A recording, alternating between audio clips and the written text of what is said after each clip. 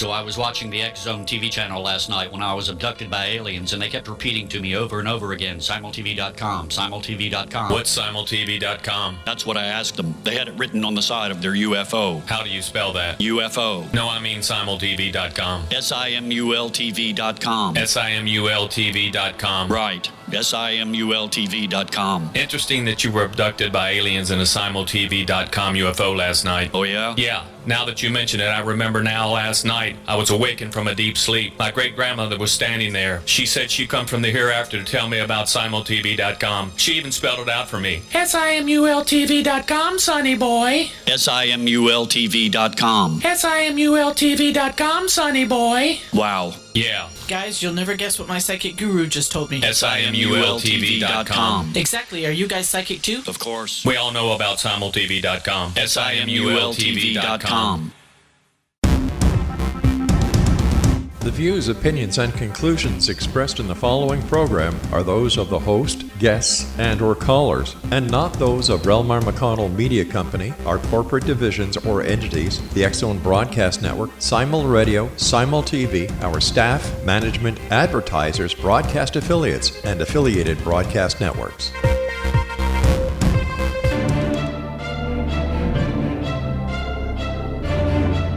Welcome back to another episode of Cal's Corner Radio Show online here on the X Zone Broadcast Network. My name is Kal Korff, and I'm your host, and the executive producer of the show is the one and only Rob McConnell.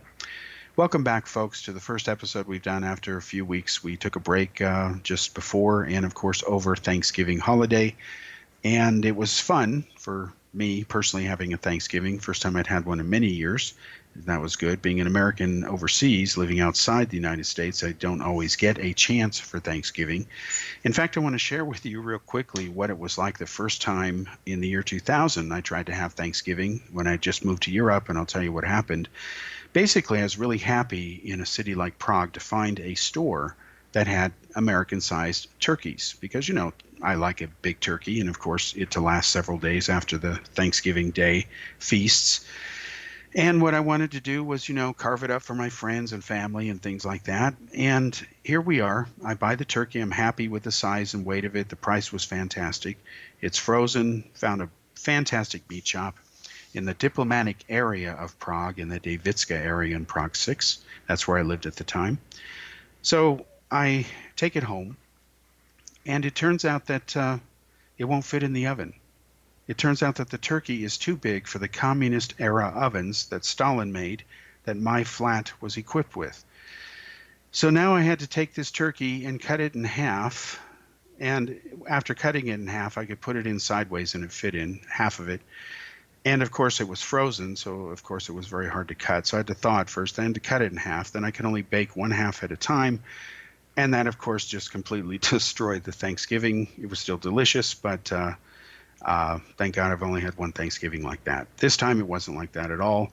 Only this time I didn't overeat. So I've been losing a lot of weight lately the natural way, so happy to do that. Anyway, I'm glad everybody had a Thanksgiving. Good Thanksgiving.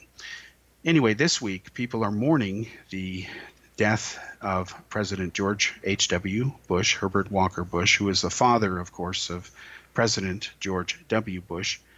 And it's interesting to see the reaction by the politicians across the spectrum to Bush's death, as well as the general media, who they didn't always like him, let's be honest. And then, of course, the reaction from young people today, most of whom that I've spoken to don't even know who he was. And I find that to be inexcusable, even if you don't like history. And most people I know, unfortunately, don't like history. I don't understand that. I love history. I don't understand why people are not interested in knowing what has happened in the past. It makes no sense to me, but apparently most people aren't interested in history. And even most people in Europe today, and most Americans, young people. Now, again, this is young people, these brilliant millennials we keep talking about that make the headlines for often the wrong reasons today. Most of them don't even know what the Holocaust was. Try asking them. And then if they've heard of it, ask them to spell the word properly, capital H, you know, a little detail like that. Why is it capital? And then ask them to describe what it was about. Let's see what their answers are. You'll find it quite tragic, actually. So here we have President Bush, who has now died. And let's be honest, it was kind of predictable that he probably would pass away this year, because we must remember that his wife Barbara had died months earlier. They were married for over 70 years. And it is a statistical fact that when people are married for such long periods of time and one passes away, the other tends to die within 6 months of the other, roughly, or certainly within a year. The exception seems to be women, who tend to outlive men by a number of years for mostly biological reasons, health issues aside. But other than that, it was predictable that he would pass. But let's be honest, if you live to be in your 90s at all, let alone in your mid-90s, that's a good life. Most of us and most people listening to this broadcast will probably, based on statistics, never live to be in their 90s. In fact, for the second year in a row now in the United States, the life expectancy rate has now dropped, and that, of course, is due to bad lifestyles, and it's getting worse. In fact, a recent study a few days ago showed that only about 12% of today's populace in the United States is of the right fitness level, cardiovascular-wise, that science says we have to be to have healthy, long lives, and that's just not happening with today's lifestyle, especially people who love to sit on their smartphones all day. You know, real quickly, speaking about that before we go back to the issue of Bush, one of the new features I like on my smartphone is it gives me a weekly report. It pushes it in my face. I have to clear it from my screen, otherwise it won't let me do my business on my phone. And it tells me how much screen time that I spend every week. And I'm surprised at how much time I spend, even though I try to spend as little as possible, even though I go in these spurts of posting things and I don't for a while, then I post things and I don't for a while. There's no pattern, just depends on what's going on. But even I'm surprised to see that, you know, I'm spending over 2 hours a week online on my phone, on social media, and doing whatever. And that's independent of this show, which is a different animal entirely. And of course, I don't mind doing the show. And of course, you have to talk and be online to do it. That's the point of the show. Whereas Facebook and stuff, it's not necessary to respond to everything. And you'll notice that I'm not the kind of person that likes to do selfies and says, here I am at a shopping mall or standing in the front of Statue of Liberty or the Eiffel Tower in Paris. Believe me, having been in 27 countries over the years, I could have done infinite numbers of selfies and had a huge Instagram account, but just not really into that. In fact, a lot of the reason I'm even online is because a late friend of mine had set that up for me and told me I really need to do it. He was right, couldn't argue with him. So here I am, take it or leave it. Anyway, getting back to something much more important, President Bush. The thing that really strikes me in contrast about his death is, of course, Ronald Reagan was the last president who died before Bush. And the media today, especially the left-wing liberal media, was really shocked. If you go back and look at the stuff that they said at the time when Reagan died, they were shocked over the tremendous outpouring of emotions that the American people had for Reagan when he died. We weren't supposed to be that kind of a country. Well, it turns out we were. We were even more so than the media ever gave Reagan any credit for. So we owe a historic thank you, or a legacy, if you will, to both Ronald Reagan and, of course, his successor, George Bush, because both those men made a point to do something that most people today just don't think about. They're not grateful for. They don't think it concerns them, and they couldn't be more wrong about this issue than humanly possible. They're completely wrong. They're not grateful, or they don't even think about the fact that Reagan and Bush ended the Cold War. They don't think about where the world would be today if the Cold War was still raging. Well, if the Cold War was still going on, the odds are the world wouldn't be here today. It would have destroyed itself. We would have destroyed ourselves, the human race, in a nuclear holocaust. That's most likely what would have happened, and certainly was on the way to happening on more than one occasion in the times where the former USSR, Soviet Union, butted heads with the United States and the NATO alliance. And those hostile feelings are still there. You know, Russia, the Cold War is officially over, but Russia is still an armed and dangerous nuclear power. Just ask people in Ukraine, they can tell you about the Russians. And of course, we have nuclear weapons as well. And nuclear weapons remain a threat when used or misused by rogue nations, such as North Korea, trying to disarm that country. But amazingly, Bush and Reagan ended the Cold War, and especially the transition period of the post-Cold War period, a very fragile period of time where what happened is all of these thousands of nuclear weapons that were scattered across Central and Eastern Europe, they had to be rounded up, safely secured, disarmed, that material then put into safe storage or safely reused elsewhere, like in nuclear reactors or for medicine purposes. There is a branch of science that is called nuclear medicine. It's a very fascinating area of medicine, in fact. So all this had to be done, and these weapons had to be kept out of the hands of the mafia, the Russian mafia, criminal elements, and other intelligence agencies, and even countries such as the governments in Iran, who wanted, of course, to buy nuclear weapons and have tried to buy them on the black market for years. Now, all this had to be managed, and it wasn't cheap. It was a huge effort that required complete cooperation and transparency and accountability between the former Soviet Union, their entire military command and control structures, and of course the experts in the United States and Europe. And yes, that included Canadians as well, let's be honest, and give them their credit. They worked with the United States much more in many areas than the Europeans did. In fact, the Europeans kind of sat along and went along for the ride and felt kind of happy to be there. In fact, they paid Russia extra money, billions of dollars, $10 billion, to leave Germany early. They were in a hurry to get this done. They wanted the Americans and the Canadians to sort out the details, just like Europeans tend to do, punt the core of the problem down the road, let someone else deal with it, and they can, deal with the periphery. And that's exactly what happened.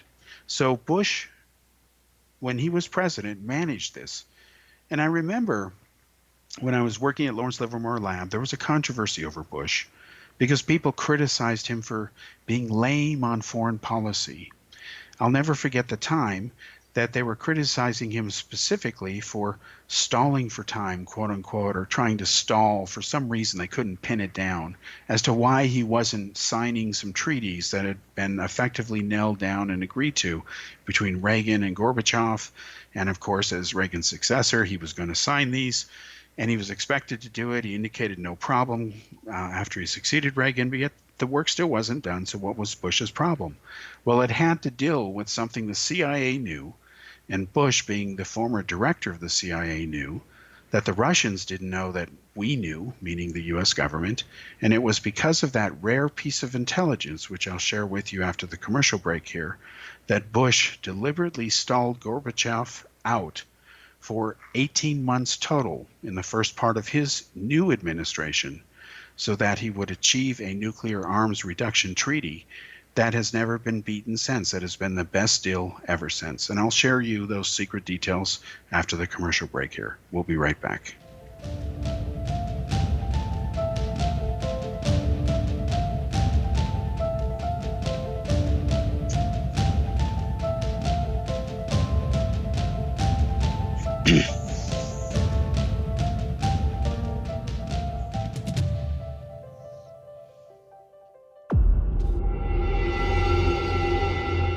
Whether you're a skeptic or a believer, join me, Rob McConnell, as together we'll investigate the world of the paranormal and the science of parapsychology here on the X-Zone Radio TV show on XZBN and the X-Zone TV channel on Simul TV. Since 1990, the X-Zone Radio TV show has been the place where people dare to believe and dare to be heard. Together, we'll investigate UFOs, aliens, ghosts, Bigfoot, psychic phenomenon, lake monsters, conspiracy theories, government cover-ups, the truth embargo, alien abductions, ESP, haunted locations from around the world, and so much more. With over 28 years of broadcasting and more than 4,500 individual guests, the X-Zone is truly a place where fact is fiction and fiction is reality, as evidenced by the credibility, integrity, and professionalism of the guests that we bring to our international audience. If you have seen a UFO, had a close encounter, seen a ghost, Bigfoot, lake monster, or a story that you would like to share or have investigated, contact me, Rob McConnell, by sending me your email to xzone@xzoneradiotv.com, or you can call toll-free 1-800-610-7035, extension 143, and on Skype, X-Zone Radio TV. For more information on the X Zone Radio TV show with yours truly, Rob McConnell, visit www.xzoneradiotv.com or www.xzonetvchannel.com or simultv.com and xzbn.net. Until next we meet here in the X Zone from our broadcast center and studios in Hamilton, Ontario, Canada, always remember, X Zone Nation, keep your eyes to the sky and your heart in the light.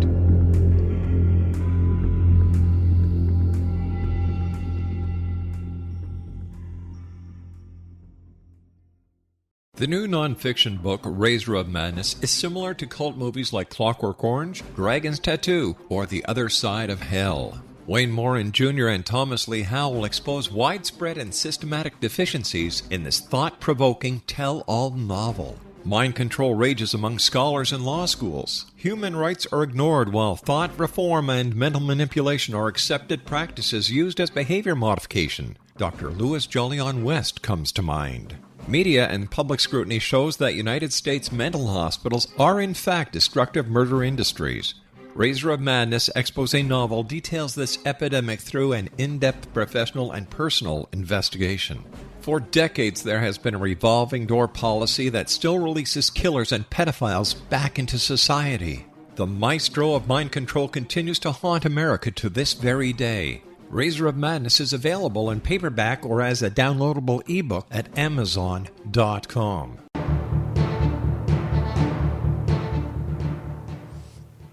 Welcome back to another segment here, segment number 2 actually, on Cal's Corner Radio Show online here on the X Zone Broadcast Network. My name is Kal Korff and I'm your host, and the executive producer of the show is Rob McConnell. And we're talking about the death of President George H.W. Bush here. And I promised to share with you some details which used to be classified. Now they're public, but they're not known by most of the people. So hopefully most of you listening to this will be hearing this for the first time. I remember very vividly when I was doing work with the U.S. government and there were criticisms of Bush and Reagan dragging their feet, quote unquote, dealing with the Russians. And I remember there was a period in which the first year or so of George Bush's administration, you can actually go back through the internet and scour and find headlines. Go back the first year, year and a half especially, and you'll see that Bush is being criticized for dragging his feet in trying to tie up various agreements with the Russians. And of course, after the fall of the Soviet Union, Russia was in a frantic panic mode because it had collapsed economically and socially and politically, of course, and militarily, and had to rebuild itself while also protecting its vast arsenal of deadly weapons, which included chemical and biological weapons as well, and countless numbers of cities and towns which officially did not exist and were officially not acknowledged on any maps. The locations and disclosure of those bases and facilities, if you will, which were all secret, even in Russian society. They didn't appear on any maps at all. These all had to be dealt with and cleaned up and handled responsibly as part of winding down from the Cold War. And I'll never forget what happened at that time. I remember years later when I moved to Europe, I was actually going to Poland, and I actually visited 2 cities that officially did not exist. They were cities which were later revealed after the fall of the Soviet Union. That's when I got to go there as a journalist. But originally these were cities that were built by the Nazis in Germany, by the Nazis from Germany in World War II. They were built in neighboring Poland after Poland had been conquered by the Nazis. And these were secret facilities that Hitler's Wehrmacht had been using for building and servicing large divisions of Panzer tanks. These were 2 main facilities where the armor would be pouring out into the east and central parts of Europe for his invasion plans, which would later include Russia. Well, when the Russians took over that part of Poland, they went ahead and took these cities, changed their names, and then officially wiped them off the map. There was no record of them. And I actually have in my files maps that show the area before and after these cities were put back on the maps. And of course, I went to these locations in person, witnessed the stuff myself, took images, etc., sent them to a Fox producer, well-known Fox producer, Bob Kiviat, years ago. And it reminded me back of the criticisms of what had been going on over Bush. And the criticism was, again, that he was dragging his feet, when in reality, the CIA had some intelligence against the Russians, or on the Russians, which told Bush that he should take his sweet time and not be in a hurry to wrap up certain arms negotiations treaties with them, because the Russians' position was actually a lot more desperate than they were leading or misleading the U.S. to believe. Specifically, the CIA's analysts had determined, and this is the secret within the secret that most people don't know, that about a third, at least 20% more of Russia's missiles that were sitting in their under-serviced silos in the ground, exposed to the elements, they said about 20 more percent, maybe as high as a third of them, that was an optimistic estimate, but at least 20% of them, if they waited another year or so, would be rusted over. Essentially useless, non-serviceable, and they're there in number to be counted, but they're not really effective weapons that can be fired. They might explode or misfire. So the United States figured out, their analysts, CIA experts, national security advisors, and Bush concluded that let's take our time. And sure enough, they did. And by the time they signed the big deals with the Russians, the U.S. got the best terms. The greatest number of warheads were reduced, retired to safety, safely dismantled and put out of commission. And that's the best way to run things. That's a responsible thing. That's what a great leader does.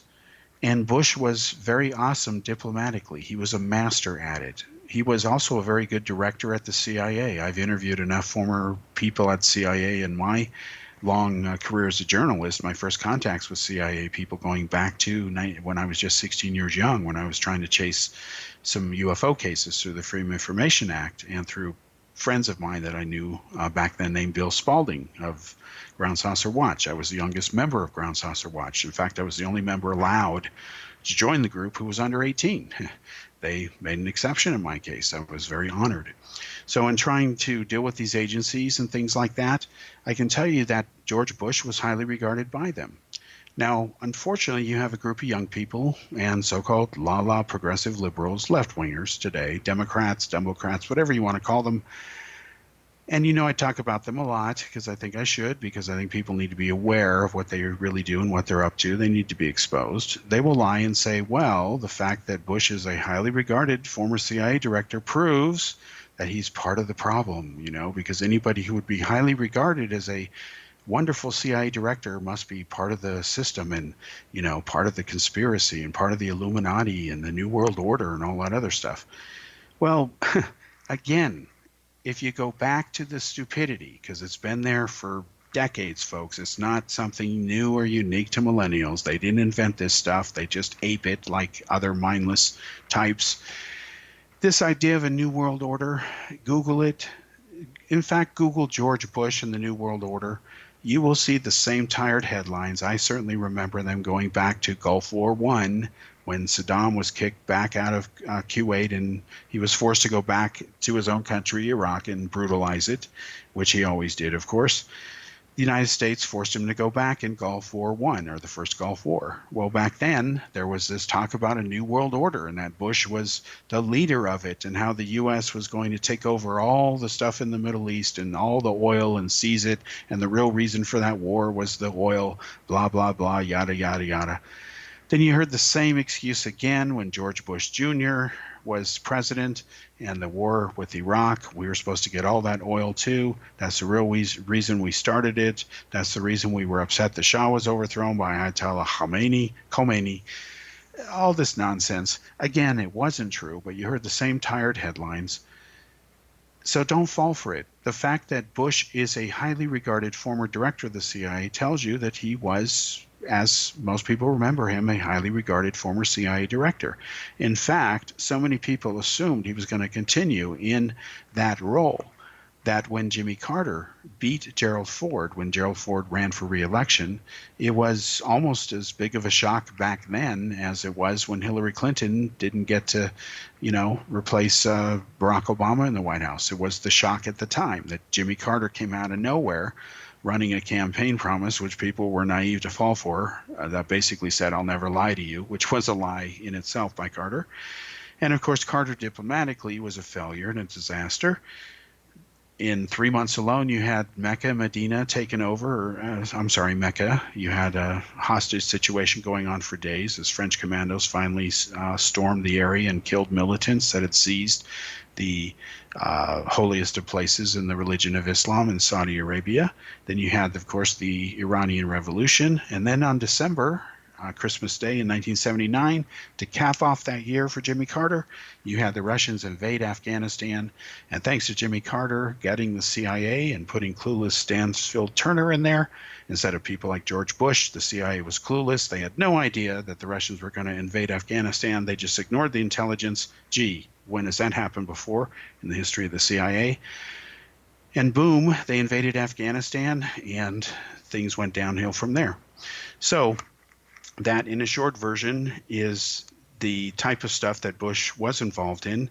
A lot of young people don't know he was also a hero in World War II. He was a part of a bomber crew. He was shot down in the Pacific. So again, Bush was a hero from day one, from what journalist Tom Brokaw had called the greatest generation, or that greatest generation. People who fought in World War II. They understood international diplomacy. They understood what wars were about, what patriotism and nationalism, when it's practiced properly, are actually good things. Whereas today, young millennials think that if you're a nationalist, that's somehow bad, as if you're a racist, or that if you criticize somebody like Barack Obama, you must be a racist just because he's black. No, how about because he's wrong or you disagree? And it's okay for people to agree to disagree. If you go back and you look at the debate styles between Bill Clinton and George Bush, you can see there's a clear generational difference. And in how Bill Clinton handled those debates was very similar to how Jack Kennedy handled the debates against Richard Nixon. Again, there was a clear generational difference.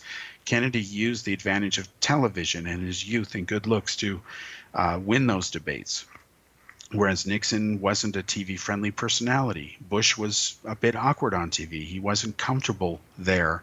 Even his son wasn't comfortable, even though both ended up occupying the White House. So when he went up against the then governor of Arkansas, Bill Clinton, of course, being a Kennedy knockoff, a Kennedy wannabe, idolized Kennedy, met him when he was a teenager in the Rose Garden in the White House. There's that famous photo of them shaking hands. Of course, Clinton won that debate, and of course the economy was the issue. Bush was not good at managing the economy. He was good at managing things internationally, whereas Clinton was better at managing the economy, but terrible at managing things internationally. And we'll come back after the commercial break and continue that and talk about that in segment 3. We'll be back after this commercial.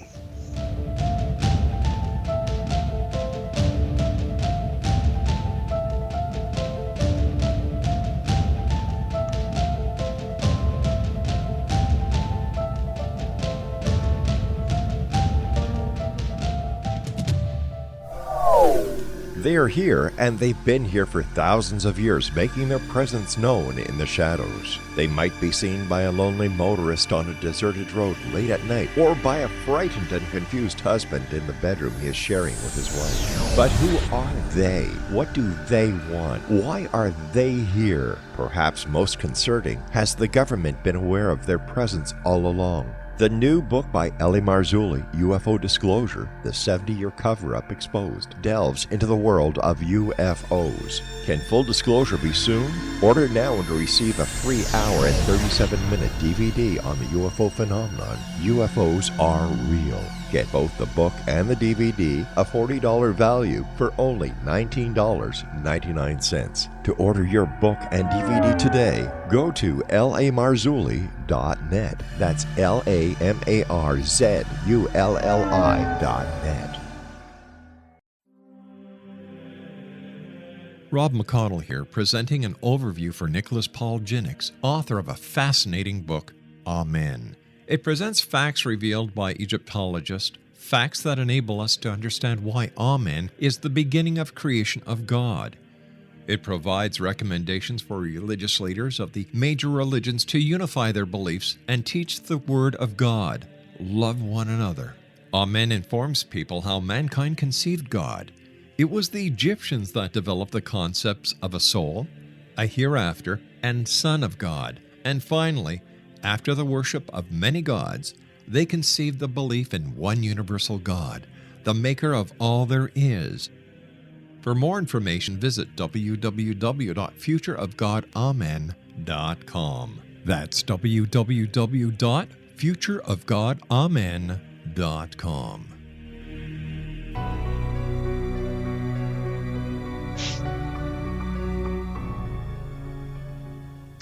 Welcome back to the third segment here on Cal's Corner Radio Show here on the X Zone Broadcast Network. My name is Kal Korff, and I'm your host, and the executive producer of the show is Rob McConnell. Now, we're talking about the death of President George H.W. Bush. We were also talking about how he was a highly regarded CIA director. He was CIA director for 1 year.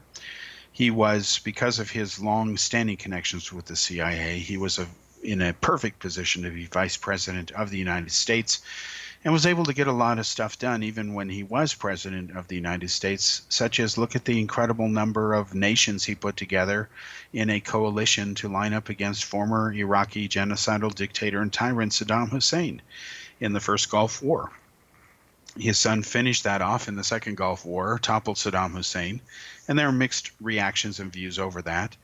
Let's distinguish between the act of what his son did versus what his father did, which was not to go into Iraq and destabilize it further. It had already been destabilized enough when Saddam Hussein was driven out of Kuwait.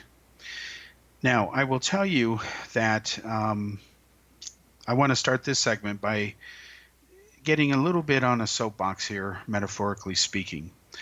Now, again, I think all of us, if we were to write the names of our closest friends down, and we were to ask them, and we were to say which ones like history and which ones don't, most of the people, at least I know, and most people that I know that they know, would say that they don't really care for history. Yeah, certain things in history might be interesting, whatever.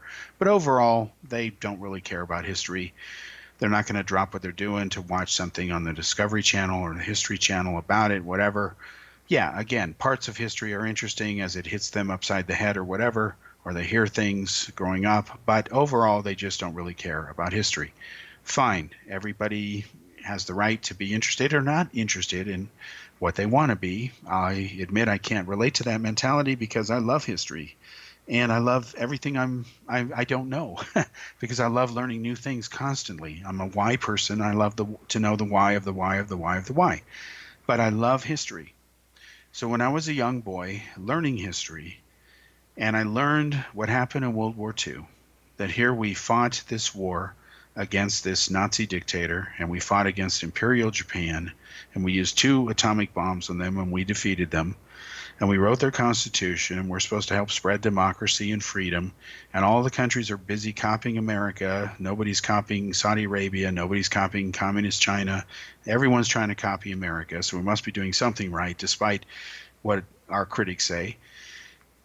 So why is it that, we freed Hitler or people from Hitler in Europe, and then we let Stalin take them over? Okay. In other words, why did we free people from one country, from one tyrant who killed people in huge numbers by the millions, and then we give them over to another tyrant who's even killed more people? What does that say about us as a country? What does that say about us, especially the United States, who is an immigrant nation? So when we told Stalin, sure, you can have Hungary, we don't care, and there's a lot of Hungarian immigrants who are in the U.S., so obviously they were affected, their relatives are over there. What does that say about us as a country, as a nation, as a people, as human beings? That's really ultimately what matters. Well, when I was growing up and I was a young boy and I heard this news, I remember emotionally being devastated, like, wow, we really did this. That's really effed up, and of course I said the word. And I still feel that way. And I felt really bad and sad and disgusted and disgraced as an American for being able to say my country did this. We didn't care. We just didn't care. We didn't care about Central Europe. We didn't care about Eastern. Let the Russians have their way. Just let them do whatever. It's not our business. And yet it was that attitude of it's not our business, Hitler's not our business, that kept us out of the war in the first place, that had we bothered to get involved and cared earlier, millions of people would still be alive. There would not have been a Holocaust. The world would have been very different. But we just didn't care. And we didn't care in World War I. We waited a couple years for that war to fight. Then it went nowhere for a couple years. So then we finally got off our butts and jumped into that. A few months later, the war ends. Then it's like, we don't care. It's your business. You sort it out.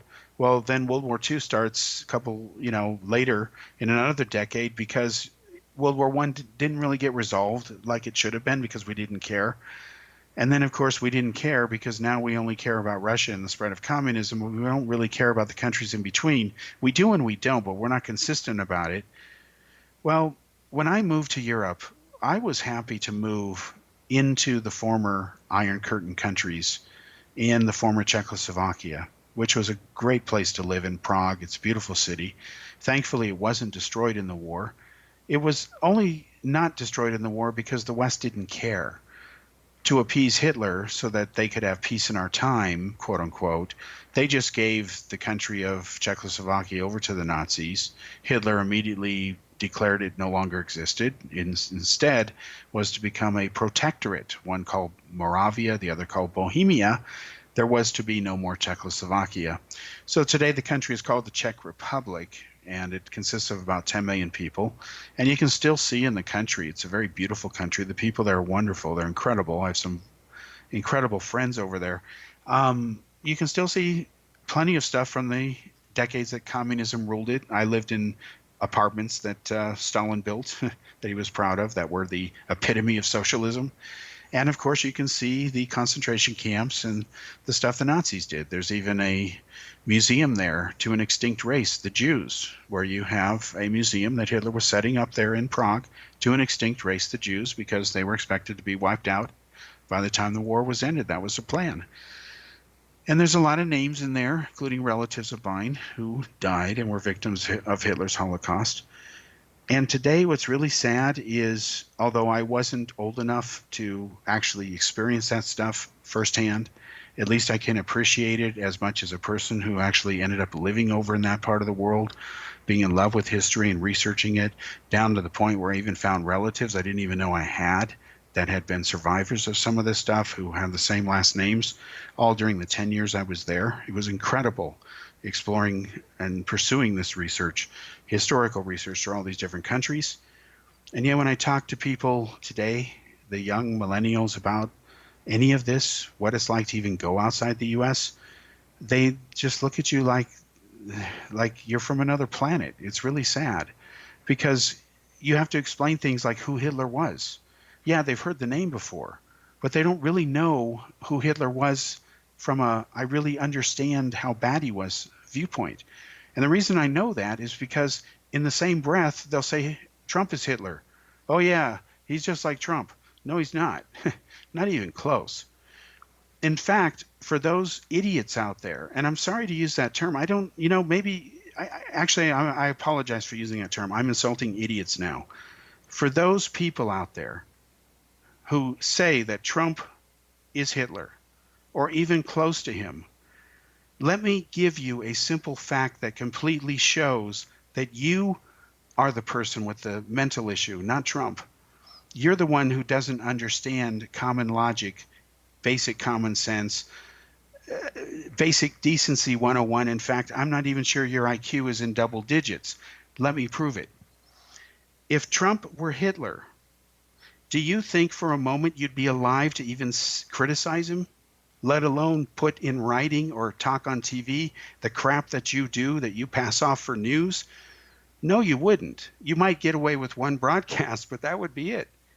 Because if Trump was Hitler, you'd be dead, or you'd be in a concentration camp, streamed live on Facebook or Fearbook or whatever you want to call it, okay? But it isn't happening. Instead, you get to bash him every night. You get to say the most ridiculous, filthy things about him because you've got the right to free press. but you don't have the right to lie, but you do anyway. And you lie through these exaggerated so-called comparisons, which are really comparisons, as in capital C, capital O, capital N, parisons. They're cons. They're con jobs. They're not real. It's BS, bullschlacken, okay? That's what you do. So the moment anybody drops the N-word, the Nazi word with Trump and the Republicans, game over. They have shown that they just don't know what they're talking about. And ask them the question, well, if he's like Hitler, how can we be having this conversation? How can you have it tomorrow with anybody you want if he's Hitler? How come they're not arresting you and shutting you up and gassing you, burning you in an oven in Auschwitz? How come? In fact, where are his Nazis that guard him? I haven't seen an SS guard uniform one. In fact, his daughter's Jewish. How many Jewish daughters did Hitler have? It goes downhill from there. So don't fall for these ridiculous arguments. They're ridiculous. They're stupid. In fact, I don't even know a word that shows how stupid they are. They're beyond stupid. You need a modifier to add to the word to even come close to expressing how stupid it is, because I honestly don't know of a single word that expresses how dumb this is. But yet, look at the headlines, look at the media, look at what millennials say, and yet a lot of people hearing this, they don't say anything. They're not thinking, well, he's wrong because Hitler was whatever. This weird thing goes on where they just let the remark pass, even though they may know a bit more about Hitler than the millennial does, because he or she is clueless, obviously, otherwise they wouldn't be saying this. But yet you have someone who's slightly older who knows a bit better, but they still don't say anything. You don't take them to task. Yet I'm from a generation where you say, whoa, stop right there, game over, pause, time out, whatever. Let's talk about this. That's not true. And we get in your face and we agree to disagree, worst case, and fine. That's just part of life. Nobody needs their safe space. Nobody calls a lawyer. Nobody says, oh, here hurt my feelings because of whatever. We just agree to disagree. That's the way it should be. And George Bush was one of those politicians. He's not like a Barack Obama where he tried to please everybody and ended up pleasing nobody. We'll be back after this commercial break.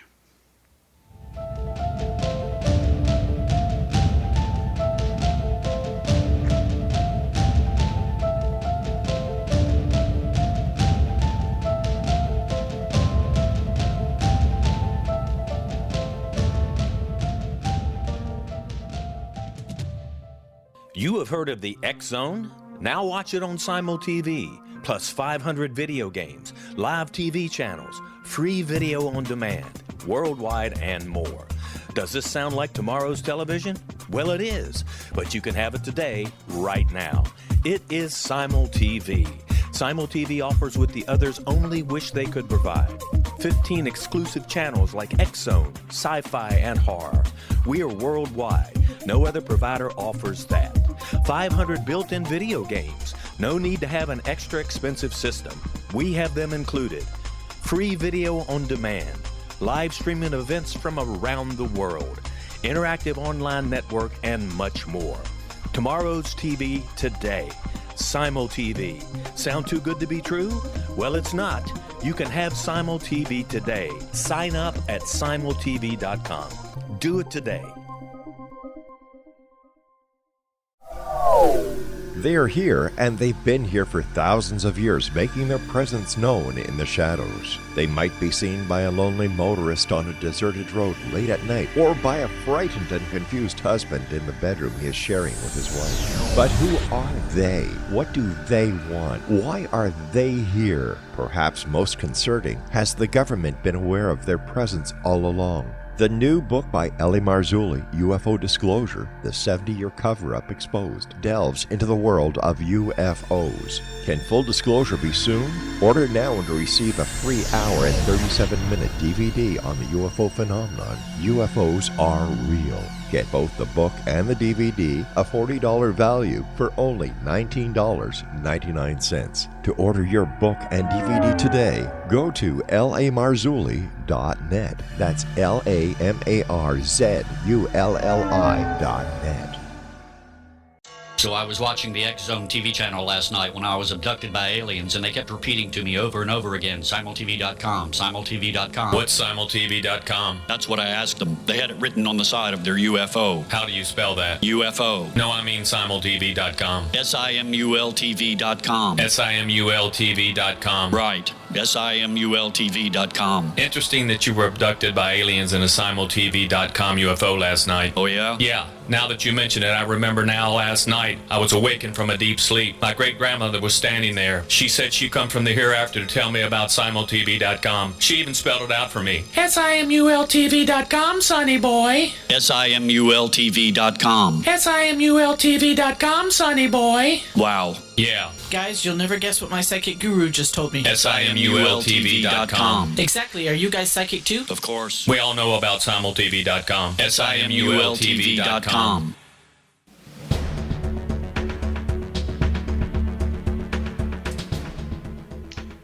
Welcome back to the fourth and final segment here on Cal's Corner online radio show here on the X Zone Broadcast Network. Once again, my name is Kal Korff, and I'm your host, and the executive producer of the show is Rob McConnell. So we were talking again about the death of President George H.W. Bush, how a lot of young people today, millennials, don't appreciate or have any idea really unless they're really into history, and most of them are not. And that's not a criticism of them. Most people don't care for history. That's their business. I disagree with that, but that's just me. They don't appreciate not only who he was, but of course they weren't alive, and they don't appreciate from an experience standpoint what it was like when the Cold War ended and how things changed after the Cold War ended. I feel very blessed that I lived in Europe during that special time, that part of Europe was transitioning out of communism into what it is today, part of the European Union.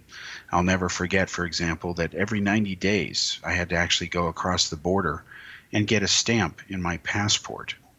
And what I would do is I would walk across the border from the Czech Republic into what was East Germany, and I would get a stamp from the Czech guard. I'd, say a joke or two, wave, walk past.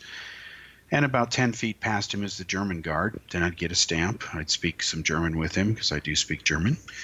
And then about 100 meters up the road would be a nice little pub. I'd go in there and have some schnitzel and some sauerbraten. And then I would go ahead and have a nice beer. Then I'd turn around and walk back on the other side of the road, see the same German. He would stamp me going out. I'd say, Auf Wiedersehen, bis später, and, 90 Tage später, 90 days later. And then I would smile to the same Czech guard and come back again and get the entry stamp. And I'd have to do that every 90 days. And it was a cool way to go see the different border towns and things like that. It's where I discovered, for example, that in Varnsdorf, that there are actually people who live in the mountains inside caves. It's quite a trip. They actually have their homes inside the mountains there. It's actually quite elaborate up there. And you'd never know it, when you look at these coal-colored mountains, you'd never know that the people actually live inside them, some of them. And so when they joined the EU, that was all over. You went to the one-year visa stuff. So I didn't have to go ahead and go across that border every 90 days. So when I planned my travels, they had to be different. They had to be more deliberate rather than required by law. And I remember when I left the country to go to India, I walked past that border spot and I filmed it. I still have that footage from today, and of course the original stuff, and it's gone. It's just a bunch of debris, and there's no sign anymore. And it's like one big happy continent now, one big country, mega country. At least that's the ideal of the EU. And the EU as it exists today, let's be honest, would not be around as it is if it weren't for a president like George W. Bush. Because again, for those millennials listening to this, you were not alive and do not know the enormous cost involved in fighting the Cold War. Yes, nuclear bombs did not go off, thankfully, but people did die. Thousands of them. One could argue millions over time, especially if you factor in those who will never be born because they weren't free. The fact is that roughly half of Europe was captive, held under communism and tyranny, didn't have freedom of speech. You had East Germany, you had Poland, you had the former Czechoslovakia, you had Romania, you had Bulgaria, you had Hungary, you had all these other countries, including Georgia, that were part of the USSR, including countries like Kazakhstan, all of which are independent now, but that was not the case back then. And then after the world's other superpower, which was Russia at the time, imploded, and it was, of course, the largest nuclear power at the time, you then had to control those weapons, make sure that they didn't get into the wrong hands. And then, of course, the Cold War was over, so both armies had to stand down. The militaries had to essentially stop targeting each other. In fact, the nuclear weapons for the first time were no longer targeted directly at each other. They were actually removed away from being targeted against each other at that time. Again, we can thank Reagan and Bush for this. And then, of course, reducing the number of nuclear weapons and then putting that material to other use. Again, we can thank Bush for handling this. And then Bush unexpectedly loses the re-election, and Clinton beats him. And the issue is the economy. Americans are thinking about the economy. Well, it turns out that Bill Clinton was in the right place at the right time. And this is not to criticize Clinton, but let's be blunt. If Bozo the Clown had been president when Bill Clinton was elected, after the first few years of the Cold War having ended, he wouldn't have had to have been an economic genius to appear as if he was an economic genius, because a lot of money, ultimately trillions of dollars, was no longer being spent on the defense-related industries related to the Cold War because it wasn't going on anymore. So the economy had some extra cash and economic viability that wasn't there before. And, of course, at the same time, the dot-com boom was starting to explode. But for those people, even today, who just worship the ground that the Clintons walk on and think he's an economic genius who, the the most common claim I hear is, oh, when Bill Clinton was president, we had a surplus, Yeah, well, depends on how you do the math, okay? First of all, you have to remember that it was the Republicans who reined in the spending. It wasn't the Democrats. And I'm not a pro-Republican by any means, but let's be honest, they're the ones that kept some of that in check, a lot of it in check. Secondly, you have to remember that by the time Bill Clinton left office, which is what ultimately matters, folks, is what condition you leave the White House in and the country in when you leave, hello. That's how Barack Obama got in there, because George Bush left it in terrible condition economically, especially. So, of course, Obama got elected. He inherited a mess. So what happened is Bill Clinton left the economy in a recession. The last recession that occurred was the dot-com bubble burst. You can Google it. Remember companies like Red Hat? Well, check their stock before it burst, after the dot-com bubble burst, versus after. I hope you weren't a stockholder at that point, and hope you sold your shares in time, because the whole thing went under. Yeah, well, Bill Clinton left the country in the biggest recession at that time, up to that time, after the Great Recession. It has since been topped by the one that Bush left. But the point is, Clinton, put his pants on one leg at a time, just like everybody else, and he benefited especially from the fact the Cold War was over. Now, this fact, once you factor it in, kind of puts Clinton's legacy in a different perspective, because, let's be blunt, I'll use a little politically correct English here, which I don't like to do. You have to have special talent to screw up an economy that benefits from the Cold War ending, which was the most expensive war ever fought, even more than World War II, and one combined, all the wars combined, America ever fought. The most expensive was the Cold War. You have to have very special talent to screw up an economy that benefits from that most expensive war ever fought ending, and you still, and the dot-com thing exploding, the internet taking off, and you still end up leaving the world's only superpower with a recession. Wow, that is the same kind of special talent that the Democrats have. And of course, this was the Democrats who did it. Clinton's a Democrat, and I often call them dumbocrats because they do dumb things. It's a scientifically accurate term when I use it. Look at this power they had when Barack Obama took power in the White House. They had a supermajority. They owned Congress, the Senate, the White House. 2 years later, supermajority gone. It takes special talent to have all the marbles in your own basket and then you screw it up. And of course, they lost all their power when Trump took over. Okay? And now they've got some of it back, but it wasn't this really big blue wave. It was more like a blue splash. And of course, during the midterms, things are going to change. I mean, do the math here, folks. When you have the entire Congress, essentially 454 seats up for re-election, all of them, the odds are you're going to pick up at least 20, 30, 40 seats. Doesn't matter if you're one of the two parties. That's in statistical probability. It would be unusual if you didn't. So if you really want to see how this blue so-called wave or splash is really deceptive, just look at the certain district in Queens that Ocasio-Cortez won. This is the youngest member of Congress. She's, I think, 29 now. She's been elected to Congress. She represents a small area that has Queens in it, and I think part of Manhattan. I may not be sure of that second part. It's the same area where Amazon.com is moving into, which is hysterically funny because she's a socialist, a hardcore socialist. So she hates companies like Amazon.com because they're evil, vile, capitalist countries in her mind.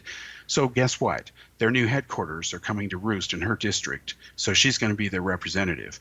Boy, that's going to be a very interesting first meeting with Amazon's lobbyists when they come into her office. Anyway, we'll see how long she lasts. Anyway, in her district, okay, there was something like 120,000 Democrats registered to vote. And she got something like 10% of those people voted. And yet she won 70% of the roughly 10 to 12% of the people who voted in the district. So it's not really a representative election. When the representative ends up winning by winning only 70% of the 10 to 12% of the people who bothered voting, you don't have representative government at all. You have actually unrepresentative government. And that's what we have in a lot of places now in Congress, in addition to its usual dysfunctional government, which of course is an oxymoron in itself because the government just doesn't function. That's why the country is mega politically divided now. And that's why you have people calling Trump everything from a Nazi to people thinking now that it's, offensive if you don't call him, if you call a baby a boy or a girl. They have to be a they be now. Let the baby decide what gender it wants to be. Back to the week.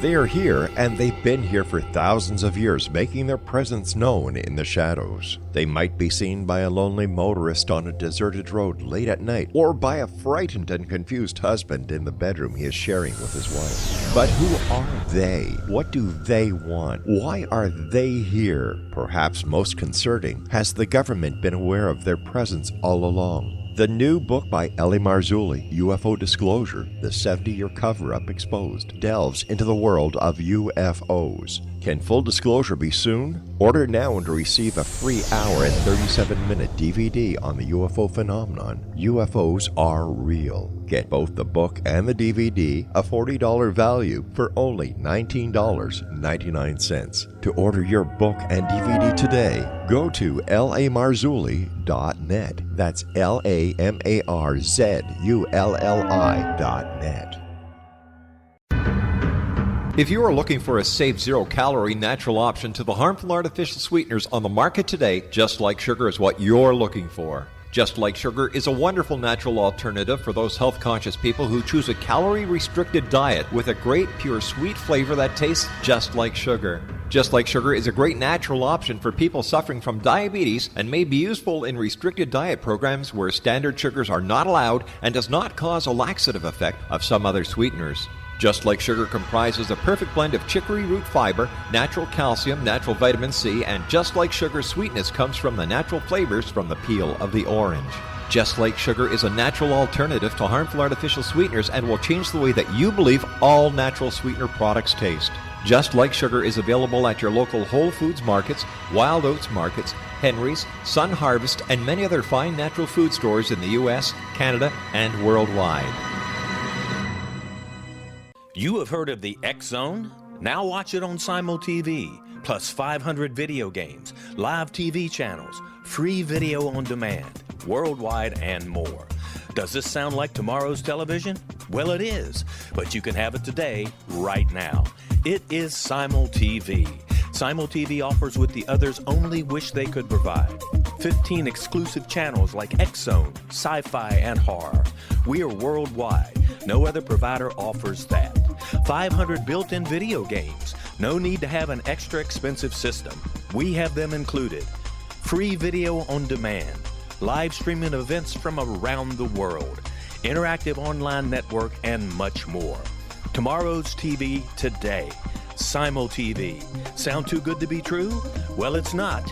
You can have Simul TV today. Sign up at simultv.com. Do it today.